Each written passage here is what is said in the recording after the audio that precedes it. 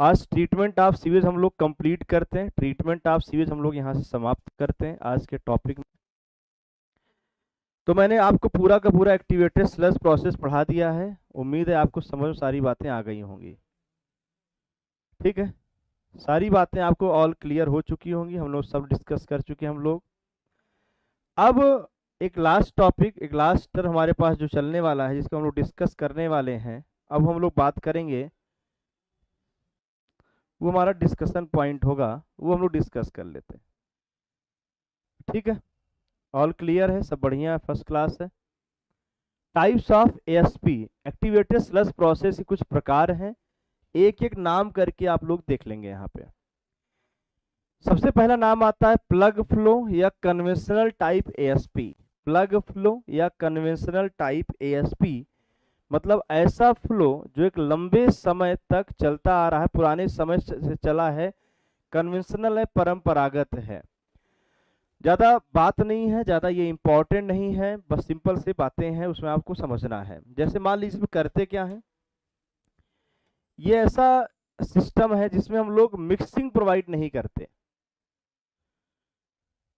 आपका जो स्लज है, जैसे मान लीजिए एरेशन टैंक में क्या क्या आ रहा है, फूड भी है और साथ में इसका फूड भी है और साथ में इसमें रीसर्कुलेशन भी हो रहा है। अगर आपको याद हो तो रीसर्कुलेशन कौन करता था, रीसर्कुले क्यू नॉट था, हमारे पास आ रहा था क्यू नॉट और साथ में क्यू आर। अगर आपको अच्छी इंटेंसिटी चाहिए, अच्छी मिक्सिंग चाहिए, तो क्या दोनों का आपस मिक्स होना जरूरी है। जो सीवेज पीएसटी से आ रहा है और जो रीसर्कुलेशन हो रहा है एसएसटी से, रीसर्कुलेशन में कौन है, बायोमास है, और आपके उस पीएसटी में जो आपके पास सीवेज है इन्फ्लुएंस, उसे मिक्स हो जाए, प्रॉपर घुल जाए। अगर आपने कोई मिक्सिंग डिवाइस नहीं दी, जो मैंने आपको मिक्सिंग डिवाइस दिखाई थी वो नहीं दिया, सिर्फ आप पूरे through out length of aeration tank में अकेले आप क्या कर रहे हैं, ऑक्सीजन सप्लाई करते जा रहे हैं। थ्रू आउट लेंथ में ऑक्सीजन सप्लाई करते जा रहे हैं। अगर आप ऐसा कुछ कर रहे हैं, थ्रू आउट लेंथ में ऑक्सीजन सप्लाई कर रहे हैं स्टूडेंट, तो आप इस बात को ध्यान दीजिएगा,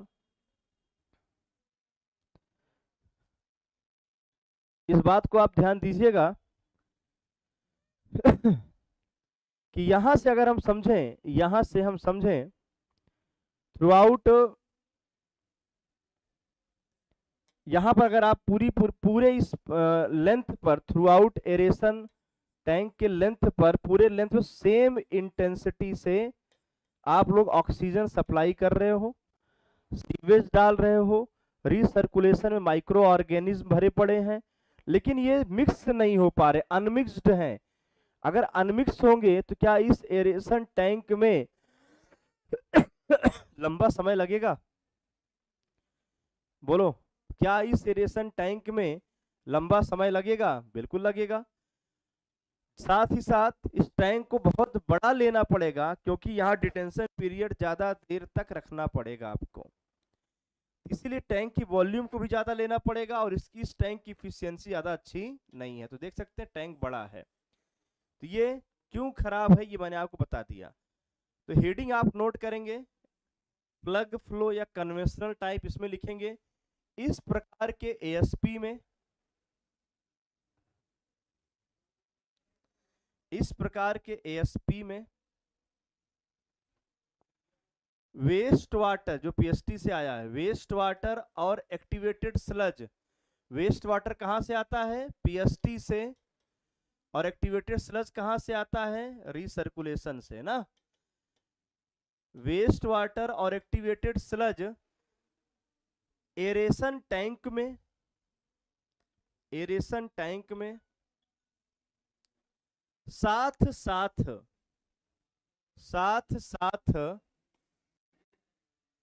कंटिन्यूअसली मूव करते हैं, साथ साथ कंटिन्यूअसली मूव करते हैं,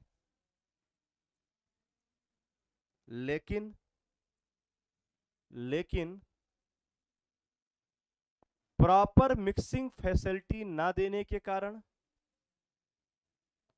प्रॉपर मिक्सिंग फैसिलिटी ना देने के कारण, प्रॉपर मिक्सिंग फैसिलिटी ना देने के कारण पूरे एरेशन टैंक में, पूरे एरेशन टैंक में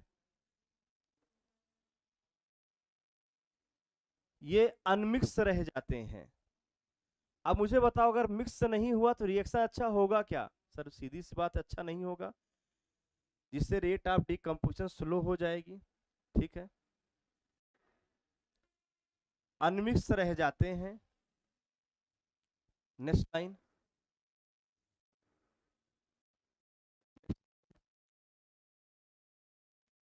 प्लांट लार्ज कैपेसिटी, ये प्लांट लार्ज कैपेसिटी, ब्रेकअप लिख लेना, greater than 100 mld, greater than 300 mld के लिए सुटेबल होता है, के लिए सुटेबल होता है,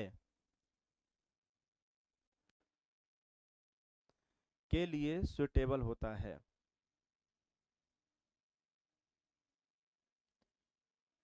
long aeration channel, long aeration channel तथा लॉन्ग डिटेंशन पीरियड होने के कारण, लॉन्ग एरेशन चैनल तथा लॉन्ग डिटेंशन पीरियड होने के कारण, लॉन्ग डिटेंशन पीरियड होने के कारण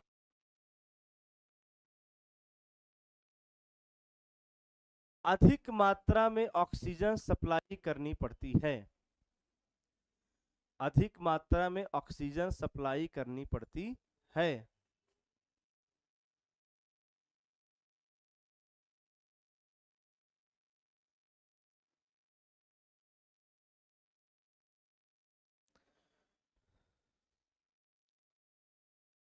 तथा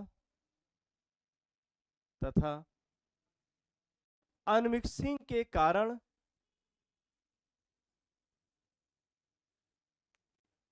rate of remove organic matter का, ऐसे लिखिएगा, अनमिक्सिंग के कारण ऑर्गेनिक मैटर का, ऑर्गेनिक मैटर का रेट ऑफ रिमूवल कम होता है, रेट ऑफ रिमूवल कम होता है। लिमिटेशन लिख लीजिएगा, लिमिटेशन आपके सामने क्लियर है। यह लंबा समय लेता है तथा इसकी इफिशियंसी पुअर होती है, यह लंबा समय लेता है तथा इसकी इफिशियंसी पुअर होती है। क्लियर बात भाई? All clear? चलो, ऑल क्लियर है, हम लोग आगे बढ़ते हैं, नेक्स्ट टॉपिक के बाद डिस्कशन करते हैं। यहाँ से नेक्स्ट टॉपिक के बारे में डिस्कशन करते हैं, जिसका नाम हमारे पास है, नेक्स्ट टॉपिक हमारे पास आ जाएगा, एक टॉपिक मिस हो गया, इसमें शायद लिखा नहीं है।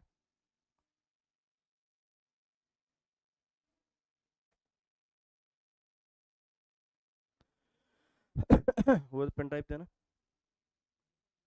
जो इसमें लगाए थे, हाँ जो स्लाइड लगाए थे वही पेन ड्राइव देना। इधर खोलो, 1 मिनट थोड़ा सा वेट कीजिएगा आप। हर चीज़ में इसलिए कर दे रहा हूँ क्योंकि डायग्राम वगैरह बने हुए हैं उसमें। जो आज लगाए थे इसमें कौन था? हाथ लगा दो।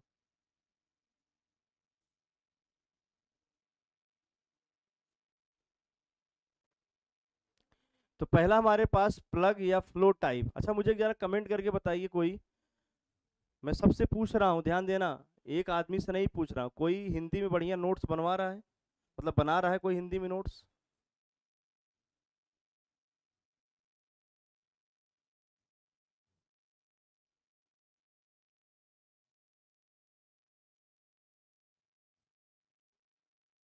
कोई ऐसा बच्चा जो प्रॉपर हिंदी में प्रॉपर राइटिंग के साथ नोट्स वगैरह बना रहा है क्लास में?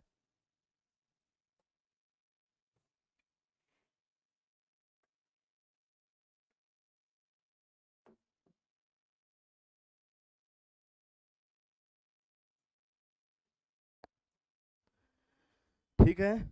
आप लोग जब पीएचई खत्म हो जाएगा तो आप लोग अपना नोट्स, आप लोगों का नोट्स में चाहिए पीएचई में। आज तक मेरी पीएचई में कोई हिंदी में नोट्स नहीं है। तो ध्यान रखिए, आपका जो नोट्स होगा वो भारत के सारे हिंदी भाषी की स्टेट पढ़ेंगे, आप ये ध्यान रखिएगा। तो जिसने साफ सुथरा लिखा हो, बहुत सी राइटिंग नहीं, साफ सुथरा लिखा होगा, मैं आपको बताऊंगा कि नोट्स का पीडीएफ कहाँ भेजना है। तो आप लोग जितने भी लोग हैं अपना एक एक पेज का, एटलीस्ट एक एक पेज का आप लोग पीडीएफ बना लीजिएगा अपने मोबाइल पे स्कैनर से, ठीक है। मैं कल आपको बताऊंगा आपको नोट्स कहाँ भेजना है। उम्मीद करता हूँ सभी लोग अच्छा नोट्स बना रहे होंगे। मैं प्रॉपर बोल बोल के हिंदी में लिखाया हूँ यार तुम लोगों को, ठीक है, इस चीज़ को ध्यान रखना। अगला हमारे पास आएगा टैपर्ड एरिएशन। अगला हेडिंग हमारे पास है टैपर्ड एरेशन। टैपर्ड एरेशन का मतलब सिंपल सी बात है, ध्यान दीजिएगा। टैपर्ड एरेशन का मतलब आप देखिएगा ध्यान से, मतलब वही एरेशन टैंक सब कुछ है, लेकिन इस बार थ्रू आउट लेंथ पर ऑक्सीजन आपको सप्लाई नहीं किया जा रहा है। ऑक्सीजन जो सप्लाई किया जा रहा है वो आपको अप स्ट्रीम, जहां शुरुआत हो रही है वहां ज्यादा किया जा रहा है, और जहां पर डाउन स्ट्रीम साइड में ऑक्सीजन कम दिया जा रहा है।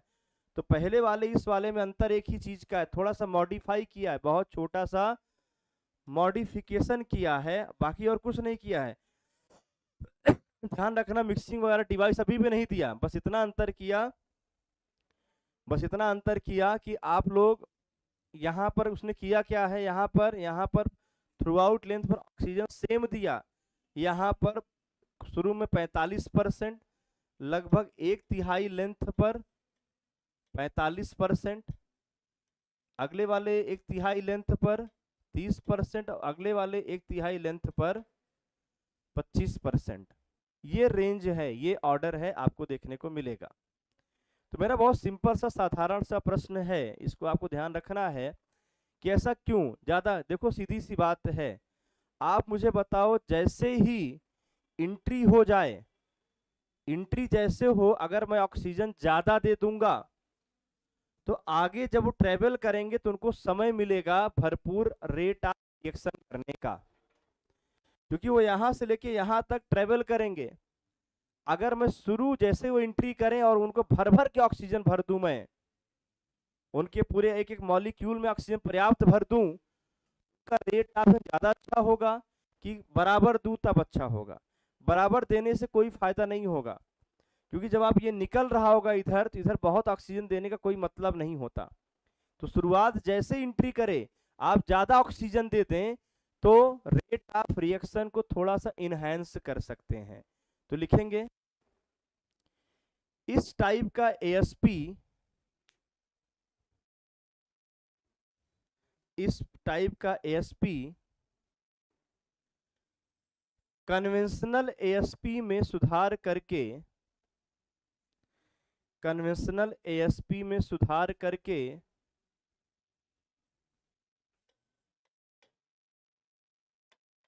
प्राप्त किया जाता है।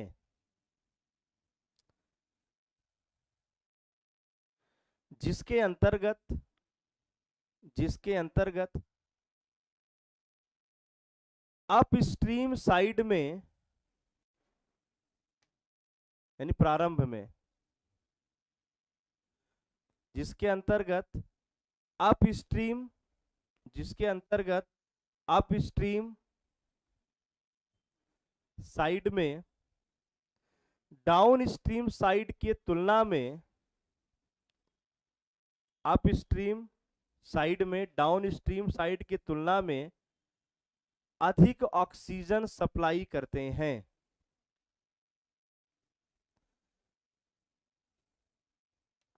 अधिक ऑक्सीजन सप्लाई करते हैं।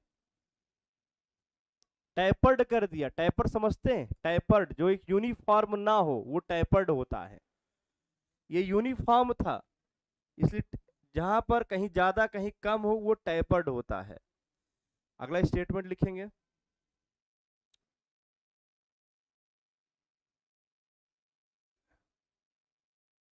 कन्वेंशनल एएसपी के तुलना में, कन्वेंशनल एएसपी के तुलना में कन्वेंशनल एएसपी के तुलना में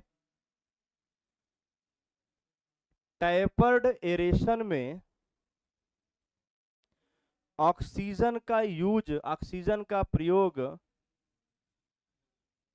ज्यादा बेहतर तरीके से होता है। आपकी बात फील हो रही कि नहीं भाई? आपकी बात फील हो रही, ज्यादा बेहतर तरीका क्यों हो रहा है ये आपको फील हो रहा होगा। अगला पॉइंट लिखिए, नेक्स्ट वन। सामान्यतः सामान्यतः प्रारंभ के 1/3 लेंथ में, प्रारंभ के 1/3 लेंथ में 45% ऑक्सीजन, 45% ऑक्सीजन, कॉमा मध्य के 1/3 पोर्शन में 30% ऑक्सीजन,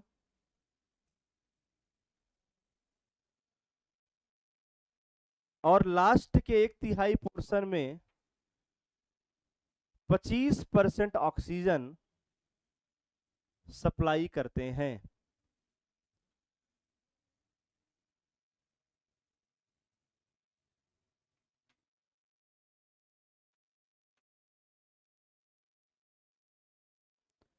ठीक है,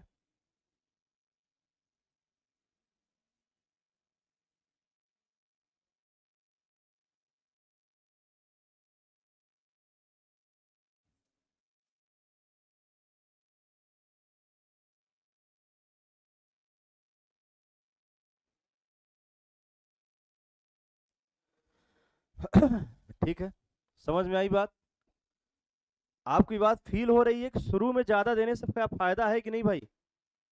जरा कमेंट करके बताइएगा कि शुरू के 1/3 पोर्शन में ज्यादा ऑक्सीजन देने से फायदा है या नहीं है। हर जगह बराबर ऑक्सीजन प्रोवाइड करेंगे, उसके तुलना में क्या है कि आप 1/3 में ज्यादा, शुरू के 1/3 में ज्यादा, बीच के 1/3 में उससे कम, और लास्ट में, क्योंकि अंत में वो निकलने वाला है ना, वो रेट क्या करेगा, डिकम्पोजिशन को समय सबसे ज्यादा आपको शुरुआत में मिलेगा, तो वो फीलिंग आपको यहाँ से मिल रही है।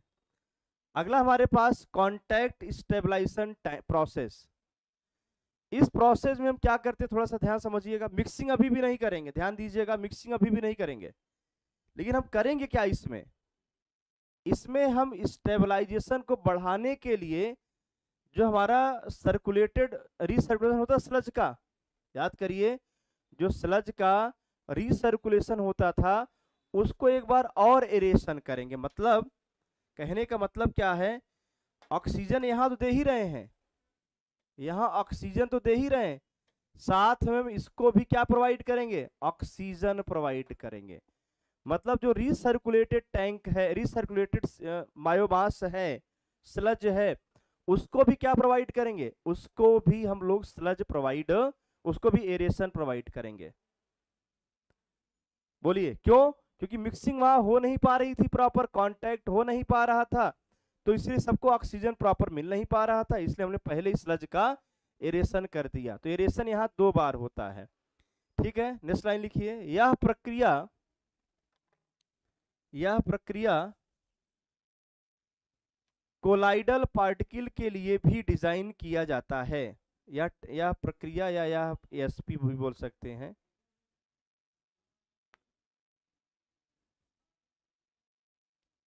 ठीक है, इस प्रक्रिया में स्लज का भी एरेशन किया जाता है, इस प्रक्रिया में स्लज का भी एरेशन किया जाता है, इस प्रक्रिया में स्लज का भी एरेशन किया जाता है, जिससे जिससे एरेशन टैंक में होने वाला, जिससे एरेशन टैंक में होने वाला, एरेशन टैंक में होने वाला डीकम्पोजिशन प्रोसेस को, डीकम्पोजिशन प्रोसेस को आधे से 1.5 घंटे तक घटाया जा सकता है। मतलब अगर पहले 10 घंटा लग रहा था तो अब आप मान लीजिए उसमें 1 घंटे 1.5 घंटे की कमी कर सकते हैं, आधे से 1.5 घंटे तक घटाया जा सकता है। नेक्स्ट लाइन, कन्वेंशनल एएसपी के तुलना में, नेक्स्ट लाइन, कन्वेंशनल एएसपी के तुलना में यह अधिक बायोलॉजिकल लोडिंग, जो बीओडी था, यह अधिक बायोलॉजिकल लोडिंग, कन्वेंशनल एएसपी के तुलना में यह अधिक बायोलॉजिकल लोडिंग को हैंडल कर सकता है। क्यों? क्योंकि इस बार स्लज का भी क्या हो रहा है, एरेशन हो रहा है। मतलब जो food by micro organism ratio है, फूड तो है ही है, इस बार माइक्रो ऑर्गेनिज्म को भी एक्टिव किया जा रहा है, जिससे कांस्टेंट सिस्टम बना रहे। नेक्स्ट लाइन, इस प्रोसेस के द्वारा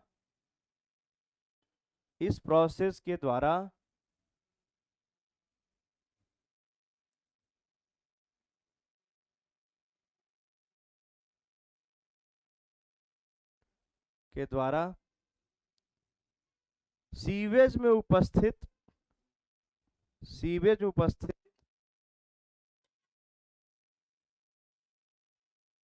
टॉक्सिक सब्सटेंसेस को भी दूर किया जाता है। टॉक्सिक सब्सटेंसेस को दूर किया जाता है।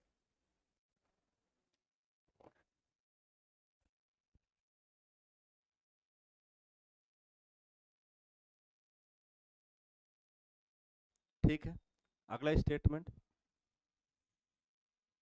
इसमें मतलब इस प्रकार के एएसपी में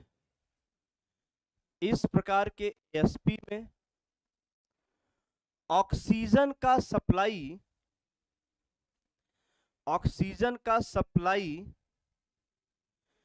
कन्वेंशनल एएसपी की तरह ही किया जाता है। इस प्रकार के एएसपी में ऑक्सीजन का सप्लाई कन्वेंशनल एएसपी की तरह ही किया जाता है। मतलब थ्रू आउट लेंथ पर बराबर यूनिफॉर्म दिया जा रहा है। तथा स्लज एरेशन टैंक की कैपेसिटी लगभग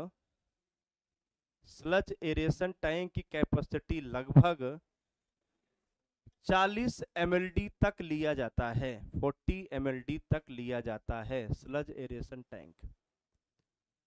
पूरे एरेशन टैंक पर ऑक्सीजन बराबर सप्लाई करेंगे जैसे एएस कन्वेंशनल में करते थे, और साथ में यहाँ पर स्लज का, जिसमें स्लज का एरेशन करेंगे, उस टैंक की कैपेसिटी लगभग 40 mld रहेगी। लास्ट लिख लीजिए, आखिरी कंप्लीट मिक्स प्रोसेस। अच्छा, एक और भी है इसके बाद, चौथा अभी लिखिए कंप्लीट। शुरू के तीनों में मिक्सिंग के लिए कोई रोटरी प्रोवाइड नहीं किया था, बस थोड़ा थोड़ा चेंज कर रहे थे। पहले में क्या किया था, पहले में कोई मिक्सिंग नहीं, थ्रू आउट हमने बांट दिया और स्लज का एरेशन नहीं किया। दूसरे में जो यहाँ यूनिफॉर्म ऑक्सीजन सप्लाई हो रहा था, दूसरे में टैपर्ड कर दिया थोड़ा सा इफिशियंसी को बढ़ाने के लिए। तीसरे में हमने जो कांटेक्ट वाला है, इसमें एएसपी कन्वेंशनल एएसपी पूरा ऑक्सीजन बराबर सप्लाई किया, लेकिन साथ में स्लज का भी एरेशन किया। अब चौथा पहुंचते हैं, कंप्लीट मिक्स। नाम ही देखो क्या लिखा हुआ, कंप्लीट मिक्स। कंप्लीट मिक्स यानी इस बार मिक्सिंग हो रही है। तो आप लिखिएगा, इस प्रकार का एएसपी स्मॉलर प्लांट के लिए, क्योंकि महंगा पड़ेगा, कंप्लीट एएसपी करोगे तो रोटरी के लिए बिजली का खर्चा बहुत ज्यादा पड़ेगा, बहुत हैवी मोटर ले आना पड़ेगा आपको। तो हैवी मोटर आपके पास से बचने के लिए आप लोग बहुत कैपेसिटी कम लेते हो। तो इस प्रकार का एएसपी स्मॉलर प्लांट जिसकी कैपेसिटी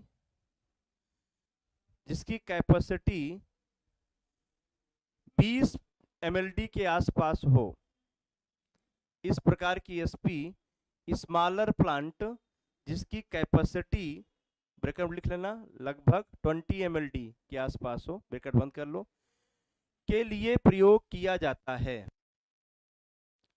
अब मिक्सिंग अच्छी कर सकते हो तो आप म्युनिसिपल और इंडस्ट्रियल दोनों प्रकार के वेस्ट को यूज करते हैं। तो नेक्स्ट लाइन लिखिएगा, यह प्रोसेस म्युनिसिपल और इंडस्ट्रियल वेस्ट दोनों के लिए किया जाता है। यह प्रोसेस म्युनिसिपल और इंडस्ट्रियल दोनों वेस्ट दोनों के लिए किया जाता है। नेक्स्ट लाइन, कंप्लीट मिक्सिंग का अर्थ है, कंप्लीट मिक्सिंग का अर्थ है कि ऑक्सीजन सप्लाई के साथ साथ,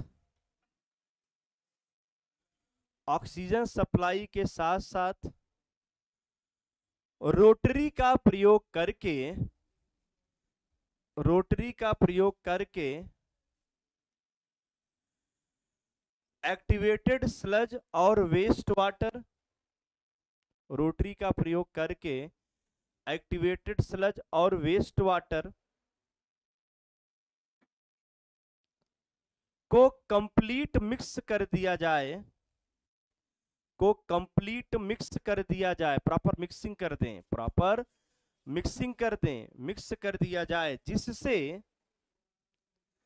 जिससे ऑर्गेनिक मैटर और माइक्रो ऑर्गेनिज्म, जिससे ऑर्गेनिक मैटर और माइक्रो ऑर्गेनिज्म के मध्य कांटेक्ट के अवसर बढ़ सके, अपॉर्चुनिटी टू कांटेक्ट, कांटेक्ट के अवसर बढ़ सके, जिससे अधिक इफिशियंसी प्राप्त हो सके। तो अब मुझे आपको बताने की जरूरत नहीं है कि इसमें बिल्कुल आपको सबसे ज्यादा इफिशियंसी दिख रही होगी, जिससे अधिक इफिशियंसी प्राप्त हो सके। अगला लिखिए, पूरे टैंक के दौरान, पूरे टैंक के दौरान F/m रेशियो और ऑक्सीजन सप्लाई यूनिफॉर्म रहता है। अब रहेगा ही, सब कुछ अच्छी तरीके से आपने मिक्सिंग कर दिया है।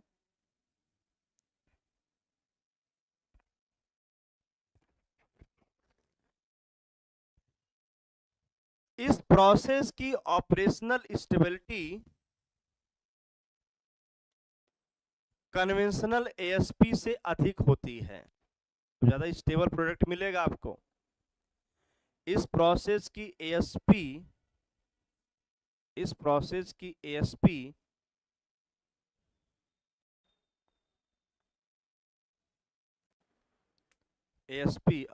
इस प्रोसेस का ऑपरेशनल स्टेबिलिटी कन्वेंशनल एएसपी से अधिक होती है। लास्ट लिख लो, यहाँ ऑक्सीडेशन डिच, ऑक्सीजन पॉन्ड काट देना भाई, same as oxidation ditch, same as oxidation ditch.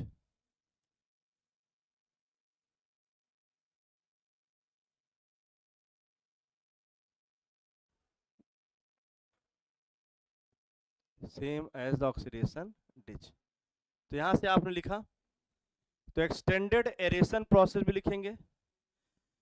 ये बड़े प्लांट के लिए होता है, जैसे आपको डिच याद होगा, वो एक्सटेंडेड एरेशन का एग्जांपल है। बस यही दो शब्द लिख लीजिए, डिटेंशन पीरियड 12 से 15 घंटे, same as the ditch.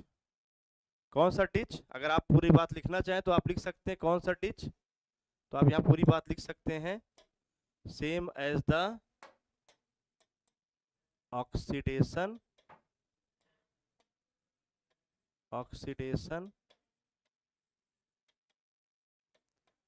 Ditch, oxidation ditch.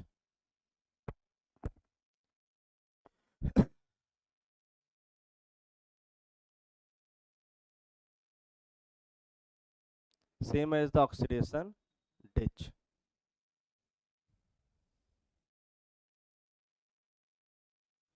तो डिटेंशन पीरियड 12 से 15 घंटे और same as the oxidation ditch.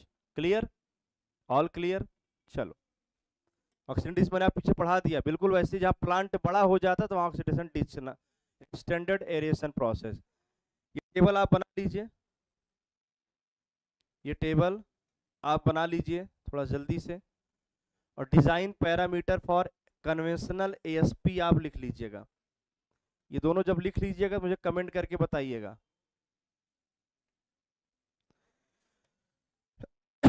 Conventional ASP, Bharat में सबसे ज़्यादा कन्वेंशनल एएसपी ही यूज होता है, क्योंकि हम लोगों का पॉपुलेशन बहुत ज़्यादा है और उस पॉपुलेशन को कंप्लीट मिक्स करने के लिए हमारे पास इतने हैवी मोटर हम यूज नहीं कर सकते, नहीं तो ऑपरेशनल कॉस्ट बहुत ज़्यादा हो जाएगा।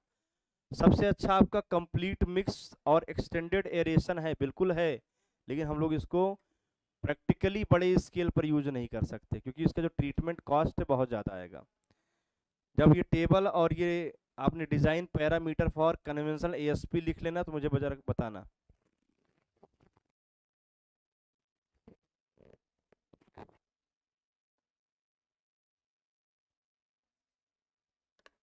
यहाँ मीटर काट देना।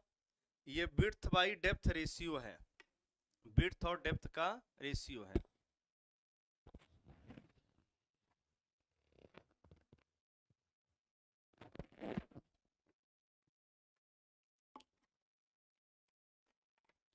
यहाँ एक थोड़ा सा नाम गड़बड़ लिखा है, इसको सही कर लेना। प्ले नहीं है, प्लग है।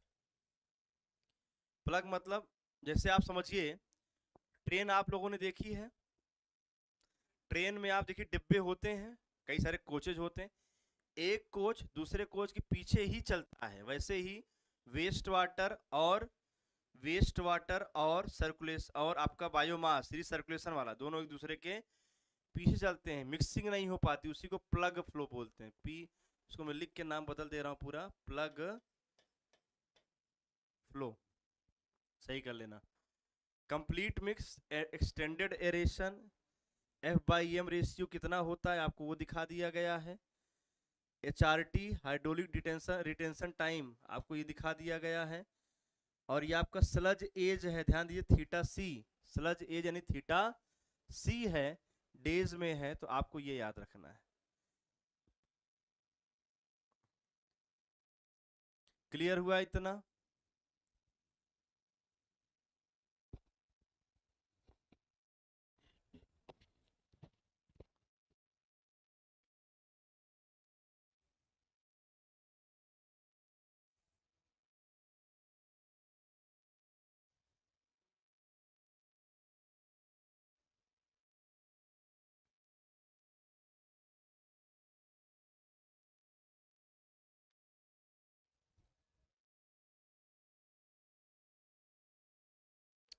नोट हो गया? चलिए बहुत बढ़िया, नोट कर लिया आप लोगों ने। अब नोट कर लिया होगा, नहीं नोट किया होगा बाद में कर लीजिएगा, पूरा PDF जाएगा ही। ये लिख डालिए पूरा, ये पूरा लिख डालिए, इसमें कुछ लिखवाने वाली बात नहीं है। एडवांटेज, डिसएडवांटेज और ये टेबल मैं एक बार पढ़ देता हूँ, आप लोग जरा सुनिएगा, अब बाद में नोट कर लीजिएगा, ठीक है? बाद में नोट कर लीजिए, सुनिए ध्यान से, कुछ बताना नहीं है। ये जो एक्चुअल में जो यहाँ पर कंपैरिजन चल रहा है, कंपैरिजन विथ, एक्चुअल में जो आप कंपैरिजन कर रहे हैं यहाँ पे विथ ट्रिकलिंग फिल्टर है। यहाँ जो कंपैरिजन चल रहा है वो किससे चल रहा है? ट्रिकलिंग फिल्टर के साथ ये तुलना आपकी हो रही है। क्या पहली तुलना है? लेसर लैंड एरिया रिक्वायर्ड, यहाँ पर क्या हो रहा है? लैंड एरिया कम चाहिए, ट्रिकलिंग फिल्टर में बड़ा एरिया, आपने देखा था कितना बड़ा एरिया था। यहाँ पर हेड लॉस कम होता है। No fly and odour nuisance, याद है आपको?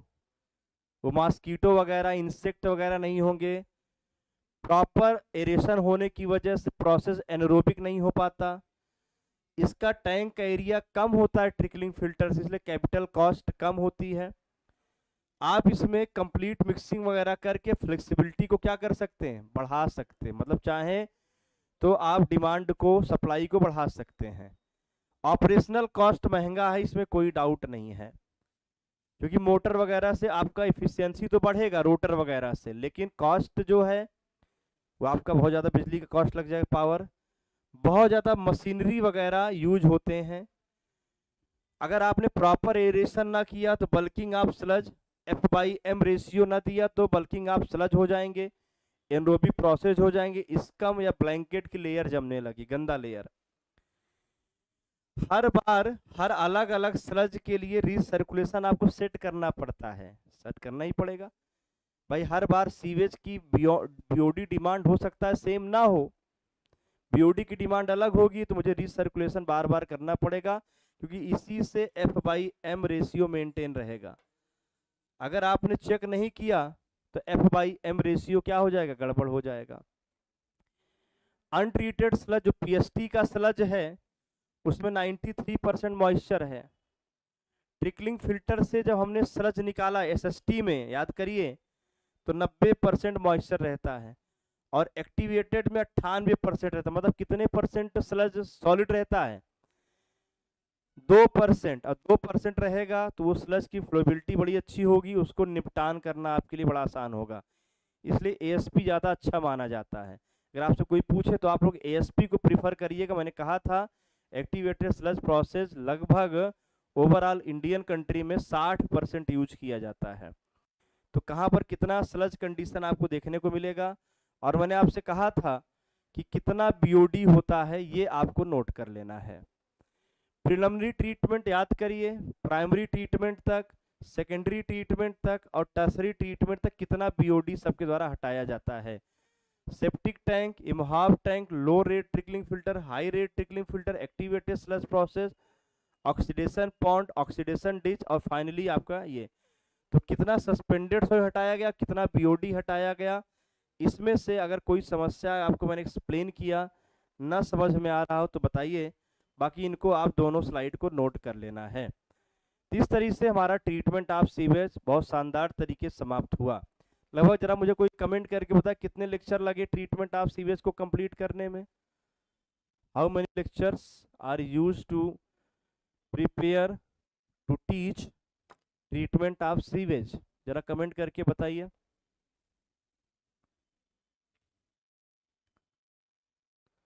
तो उम्मीद है, मैंने आपसे जैसे नाम बोला था, बहुत खतरनाक टॉपिक है, बड़ा समय लगेगा, मेहनत लगेगा। एक काम जरूर करना है स्टूडेंट, प्रॉपर रिवाइज कर लेना, नहीं बहुत बड़ा झटका लगेगा। आपको ऐसा लगता है कि आपको समझ में आ गया, देखो समझ में आना, क्योंकि वो मेरा टैलेंट था, मैंने समझाने को आसान शब्दों में कोशिश किया, लेकिन आपको कितना आप उसको रिटेन कर पाते हो ये आपका टैलेंट है। तो रिटेन करना वो आपका टैलेंट है, और रिटेन रिवीजन से होगा, प्रैक्टिस से होगा। ठीक है, तो आपको अभी मैं कुछ देर बाद वर्कबुक वगैरह अपलोड करवा दूंगा, वीडियो अपलोड करा दूंगा आज या कल में, तो आप लोग देख लीजिएगा। तो अब हमारे पास गिन के 3 टॉपिक बचे हैं, मुश्किल 5-6 क्लास और बचा है, और टोटल थ्योरेटिकल चैप्टर है। ठीक है, तो कैसा लगा आपको ये पूरा सेशन, कोई समस्या हो तो बता सकते हैं, ये टेबल आप लोग नोट कर लीजिएगा। ठीक है, चलिए, इस तरीके से ट्रीटमेंट ऑफ सीवेज चैप्टर हमारा यहाँ से समाप्त हो चुका है। आज का सेशन हम लोग यहीं पे समाप्त करेंगे। कल या नेक्स्ट क्लास, अगर कल क्लास होगी, कल शिवरात्रि है, अगर क्लास हुई तो ठीक है, अगर होगी क्लास तो, जबकि संभावना बन रही होने की, अगर हुई क्लास तो आपको कल की क्लास में हम लोग स्टार्ट करेंगे सॉलिड वेस्ट मैनेजमेंट। क्या स्टार्ट करेंगे? Solid waste management. ठीक है, मैंने आपसे कल कहा था कि 35-40 मिनट का सेशन होगा, वही हुआ। इसको अच्छे से नोट कर लीजिएगा। एक चैप्टर का सैंपल आप लोग, कोई भी एक चैप्टर का सैंपल आप लोग बना लीजिएगा, नोट्स का पीडीएफ। जब मैं कहूँगा तो आप लोग मुझे कहीं पर मैं बता दूं कहाँ भेजना है, तो आप मुझे भेज दीजिएगा। ठीक है, चलिए सेशन यहीं पे समाप्त करते हैं। आज के लिए बहुत बहुत धन्यवाद।